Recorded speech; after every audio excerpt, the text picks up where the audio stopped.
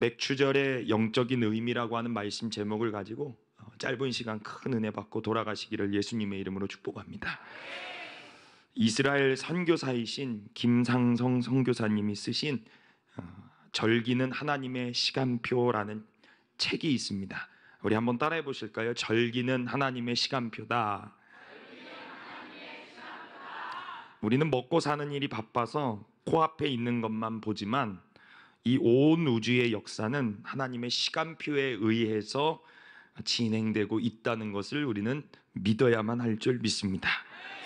무교절, 유교절, 초실절, 봄절기는 예수님의 십자가로 우리의 죄가 사함받고 또 초실절날 예수님이 부활하셨습니다. 이미 이루어진 역사입니다. 오늘 성령님이 이 땅에 강림하셔서 저와 우리 안에 들어가 우리를 변화시키고 또 하나님의 영원 구원 사역이 지금 우리들을 통해서 일어나고 있다는 것을 믿으시기를 바랍니다. 그러면 아직 이루어지지 않은 게 무엇이 있을까요? 바로 하나님의 시간표의 마지막 세 절기입니다. 처음은 나팔절입니다. 우리 한번 따라해 보시죠. 나팔절. 나팔절은 예수님의 공중 재림입니다. 새 하늘과 새 땅, 또 여러분 예수님 믿고 돌아가신 할머니나 어머니, 아버지를 다 모시고 하나님의 놀라운 나팔 소리에 여러분들을 이름을 부르시면서 아무개야 하면서 예수님이 이 땅에 재림하는 시간을 나팔절이라고 합니다. 그 다음에는 대속죄제일입니다. 그것은 여러분이 다 주님 앞에 서서 하나님 앞에 여러분의 말로 한 것, 그리고 이 땅에서 여러분이 행한 것을 가지고 하나님 앞에서 상급과 또는 꾸중을 받는 그런 심판의 절기가 있습니다. 마지막에는 장막절이 있습니다. 그것은 영원으로 들어가는 시간, 마치 장막에서 신랑과 신부가 살듯 하나님과 영원히 온 우주 장막에서 하나님과 영원히 살아가는 새 시대로 저와 여러분들이 들어가면서 온 우주의 시간표가 막을 내리게 됩니다. 절기란 말은 히브리어로 모에드라고 합니다. 시간이라는 뜻도 있고 총연습하다라는 뜻도 있습니다. 그러면 무엇을 연습해야 할 것일까? 예수 그리스도께서 이 땅에 재림하여 그 앞에 설날을 우리가 연습하는 겁니다. 일주일 동안 예수님이 재림하실 때 그 앞에 서야 되는데 뭐라고 말할지, 그리고 뭐 하다 왔는지 준비하는 것입니다. 여러분이 아무리 바빠도 하나님의 그 시간표 안에서 일주일을 보내면서 연습하는 것입니다. 주님 앞에 서는 그날 난 자신 있게 설 수 있다. 그런 의미에서 절기라는 것은, 모에드라는 것은 준비하다라는 의미가 더 큰 것 같습니다. 그래서 절기를 지키다 라는 말로는 히브리어로 하사라고 합니다. 우리 한번 해보실까요? 하사. 이 말은 제자리에 두다라는 뜻입니다. 우리 주님 오실 그날을 총연습하고 준비하면서 다시 한번 내가 엉클어졌던 하나님과의 관계, 그리고 이웃과의 관계, 또 물질의 문제들, 이 모든 것들을 일주일 동안에 다시 한번 재정비하는 것을 말합니다. 그리고 1년에 딱 중간인 6개월이 지난 이 시점에서 주님 오실 그날을 위해 내가 연습해야 되겠다, 준비돼야 되겠다, 그리고 흐트러진 것들을 정비해야 되겠다라는 것으로 절기를 지키다라고 표현하고 있습니다. 오늘 본문에 우리가 무엇을 제자리에 두는 준비를 해야 하는지 세 가지가 나옵니다. 우리 신명기 16장 9절 10절의 말씀을 우리 다 함께 다시 한번 읽어보시겠습니다. 시작. 7주를 셀지니 곡식의 낫을 대는 첫날부터 7주를 세어 내 하나님 여호와 앞에 77절을 지키되 내 하나님 여호와께서 내게 복을 주신 대로 내 힘을 헤아려 자원하는 예물을 드리고. 아멘. 맥주감사절은 영적으로 의미하는 바가 굉장히 넓습니다. 맥주절의 또 다른 이름인 77의 7은 쉐바라고 합니다. 그것은 언약이라고 하는 뜻을 가지고 있습니다. 그래서 77, 그래서 쉐바 이걸 욕하면 안 돼요. 쉐바 한번 따라해 보시죠. 쉐바 그래서 맥주절을 히브리어로 샤브옷이라고 합니다. 7은 언약입니다. 77 언약이 2개라고 하는 것입니다. 맞습니다. 오늘 2개의 언약이 온 날입니다. 3500년 전 시내산에서 하나님의 옛 언약 구약을 모세에게 준 날이 바로 오늘입니다. 또 마가의 다락방에서 베드로와 120문의 성도들이 기도할 때 새 언약의 영, 바로 성령님이 강림하신 날이 바로 오늘입니다. 77, 그래서 오늘 여러분이 언약을 가슴에 새겨야만 하는 것입니다. 새기고 돌아가시기를 바랍니다. 여러분, 성경책 다 가지고 오셨죠? 우리 한번 성경 한번 이렇게 들어보실까요? 그리고 한번 흔들어 보실까요? 던지진 마세요. 그리고 다시 내려놓으시고. 구약과 신약, 이게 옛날 언약 그리고 새 언약입니다. 그런데 매일 들고 다니면서도 구약이 뭔지 또 새 언약이 무엇인지 알지 못할 때가 참 많습니다. 이것은 엄청난 하나님의 약속입니다. 그것도 일방적인 약속. 그래서 계약이라고 하지 않습니다. 계약은 쌍방이 비등비등할 때 하는 것이기 때문에 그렇습니다. 그러나 언약은 하나님이 일방적으로 우리한테 너무나도 유리한 조건에 엄청난 축복을 혼자서 약속해 주신 것, 그리고 그 약속을 다 해놓으신 것을 우리는 언약이라고 합니다. 그리고 우리가 믿음으로 반응할 때 이 축복이 다 내 것이 됩니다. 그러나 이것을 알지 못하는 사람들이 그 크신 하나님을 맨날 아버지라고 부르고 또 찬양하면서도 여전히 빈곤하고요, 가난하고 불행하게 살아가는 사람들이 참 많은 것 같습니다. 그래서 우리는 배워야만 합니다. 무엇을 배워야 하느냐? 하나님을 누리는 법, 언약, 구약, 신약, 즉 이 하나님께서 우리에게 가르쳐 주신 말씀을 배워야만 합니다. 우리 에스겔 36장 27절의 말씀을 우리 다 같이 함께 읽어보시겠습니다. 시작. 또 내 영을 너희 속에 두어 너희로 내 율례를 행하게 하리니 너희가 내 규례를 지켜 행할지라.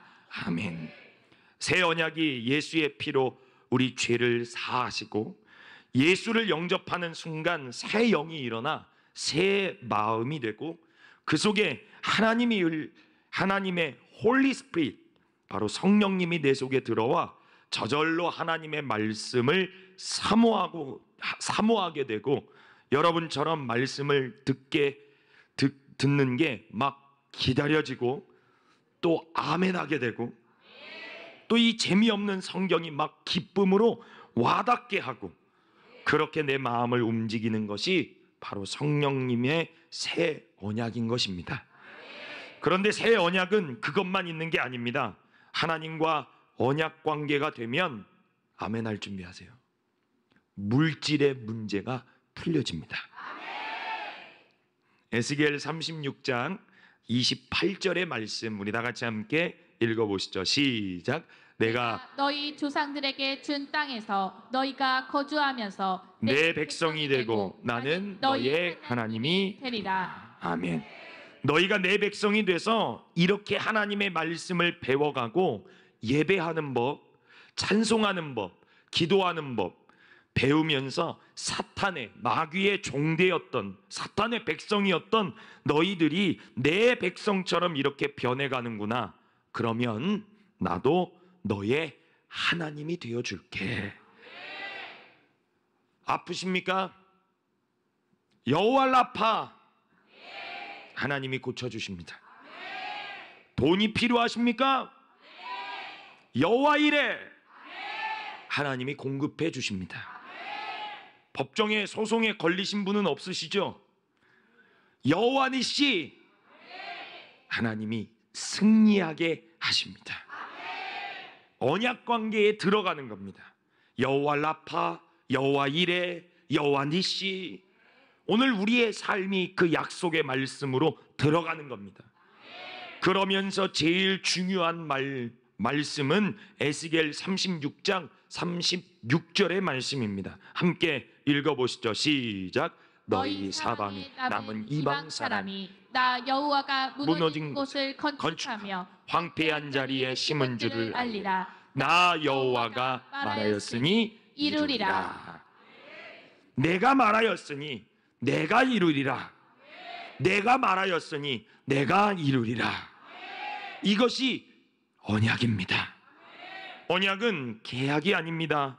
친구끼리 맺은 것이 계약이고, 언약은 어마어마한 하나님이 아무것도 아닌 나하고 맺은 일방적인 언약입니다. 그래서 써 있습니다. 나 여호와가 말했으니 이루리라.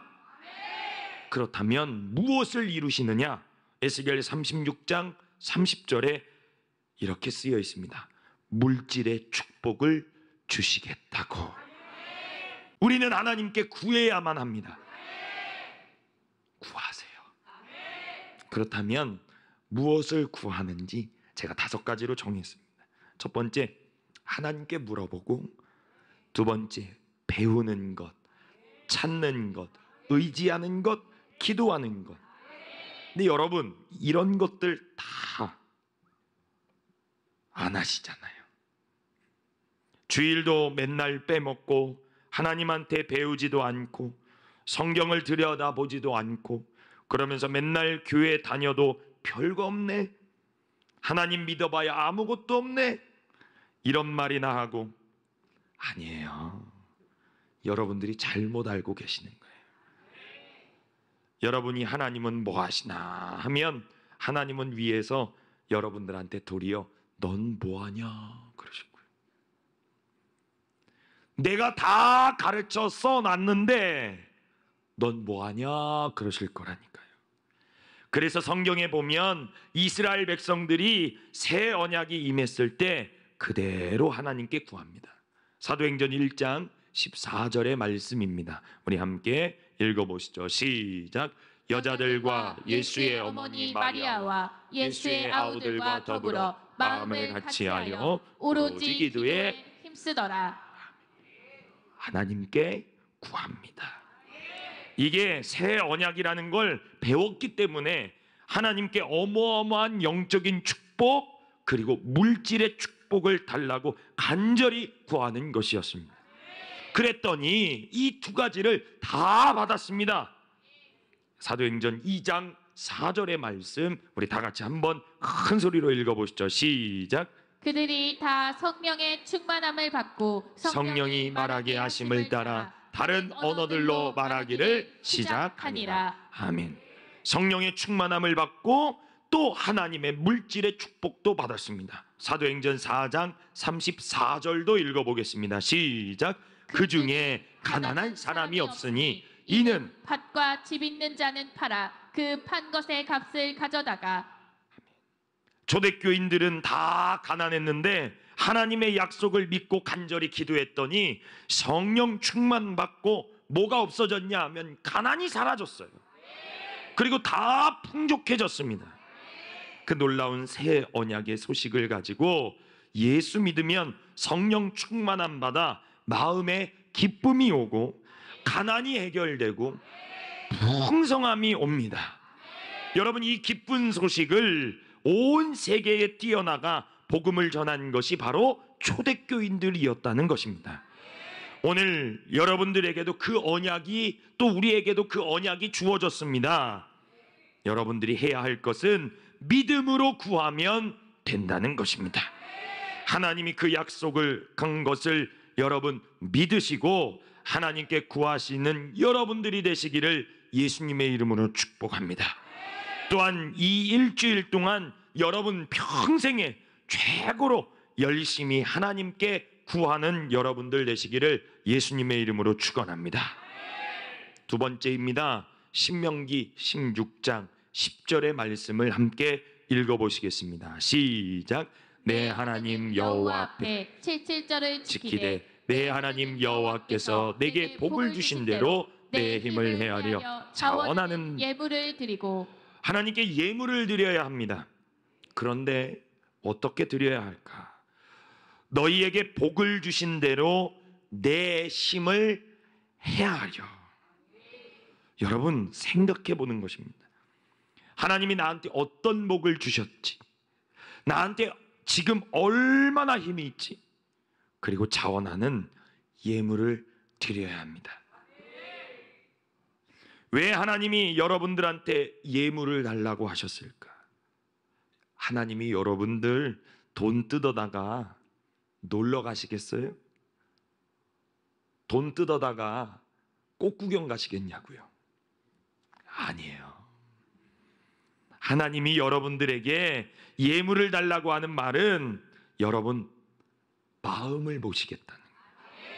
마태복음 6장 21절의 말씀에 보니까 예수님이 이런 말씀을 하셨어요. 함께 읽어볼까요? 시작. 내 보물이 있는 그곳에 내 마음도 있느니라. 이번 절기를 통해 여러분들이 하나님 앞에 이렇게 예물을 드리는데 그것을 언약의 예물이라고 합니다. 그냥 예물이 아니라 레위기 2장 13절의 말씀 보면 내 모든 소재물에 소금을 치라. 내 하나님 언약의 소금을 내 소재에 빼지 못할지니 내 모든 예물에 소금을 드릴지니라. 이 맥추절에는 소재, 곡식을 드립니다. 최고급 밀가루를 드리는데 거기에는 소금을 반드시 뿌려야 한다 합니다. 언약의 소금을 내 헌금에 뿌려라. 이 말은 무엇이냐? 우리가 드리는 헌금을 하나님께서 최고로 갚아주실 것을 언약하는 겁니다. 그래서 언약의 예물이 되는 겁니다. 그래서 부모가 자기 생일에 용돈을 주는 딸에게 또 아들에게 더 많이 주는 것 그 이상으로 여러분들이 지난 6개월을 헤아려 하나님께 드릴 때 하나님은 남은 6개월 동안 이스라엘 백성을 지켜주신 것입니다.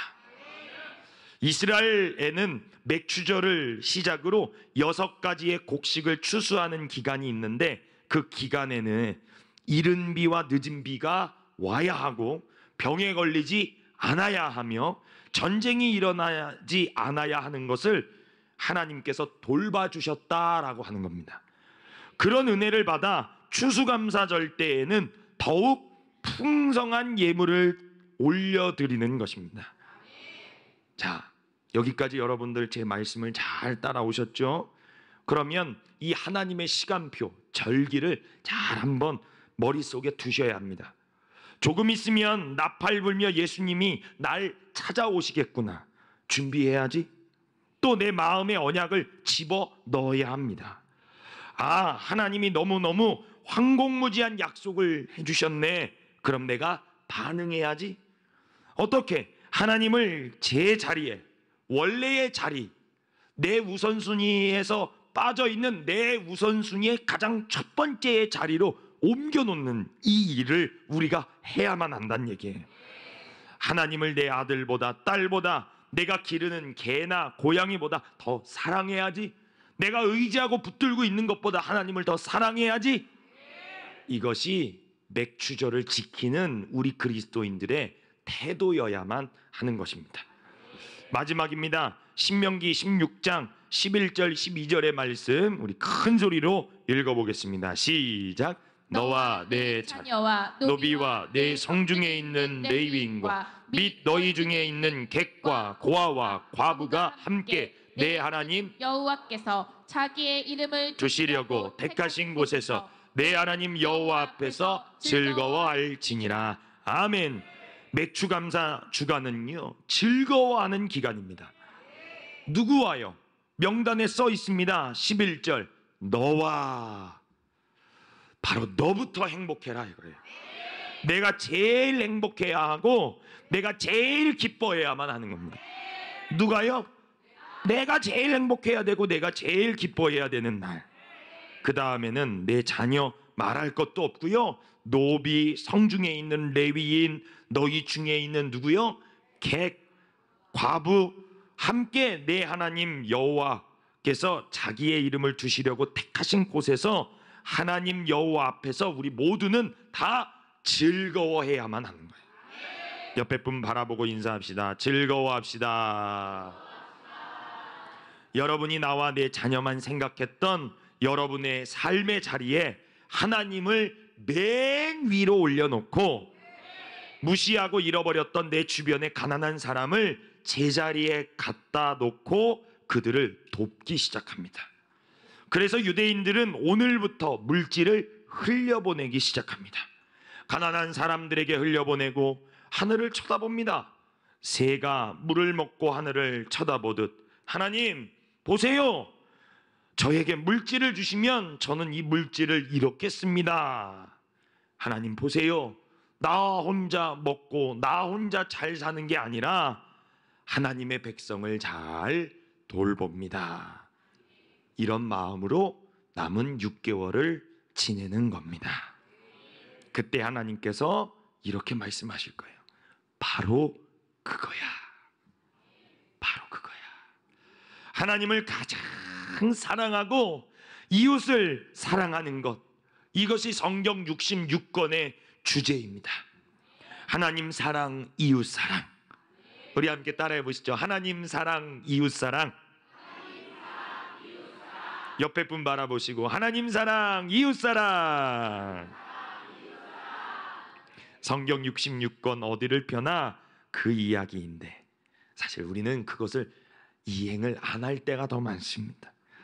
나와 내 자녀, 요즘은 내 개와 고양이, 그리고 저 밑에 하나님, 그리고 그 밑에는 가난한 이웃을 두고 있지 않습니까?